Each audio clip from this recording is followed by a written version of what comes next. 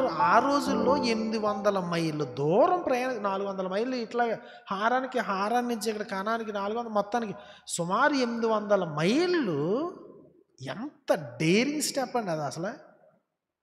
ఎవరో దగ్గరున్న సిటీ వారు లేకపోతే ఎవరొకరు వీళ్ళ మీద దండెత్తి వీళ్ళ ఆస్తి అంతా పట్టుకుపోతే బంగారము పశువులు ఇవన్నీ వీళ్ళ దగ్గర సెక్యూరిటీ ఏముంటుంది?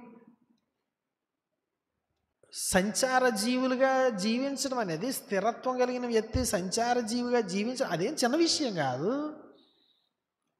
ప్రతిరోజు దేవుడిచ్చే సంరక్షణ పైన ఆధారపడాలి. ప్రతిరోజు ఏం జరుగుతుందో తెలియకపోయినా ఆయన చెప్పాడు కనుక ఆయన చూసుకుంటారులే అని ధైర్యంతో వెళ్ళాలి. అదే విశ్వాసం. ఆయన నన్ను కాపాడుతారు అనేటువంటి విశ్వాసం. నేను దేవుడు ఎక్కడున్నమన్నాడో అక్కడ ఉన్నాను కనుక మిగిలిన పని ఆయన చూస్తారు.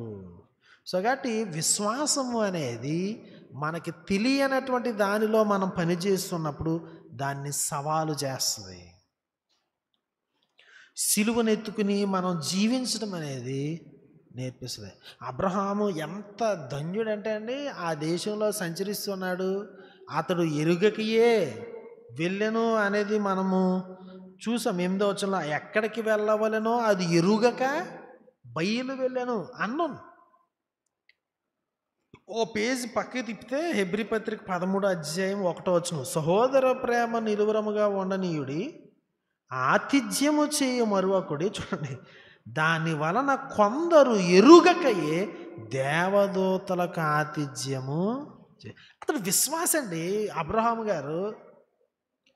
ఆయన ఈవెన్ ఆతిథ్యం ఇచ్చినా కానీ ఆయనకి తెలియనటువంటి ప్రపంచము, ఆయనకి తెలియనటువంటి ఈ అన్నంతో ఆ విశ్వాసము ఛాలెంజ్ చేస్తోంది.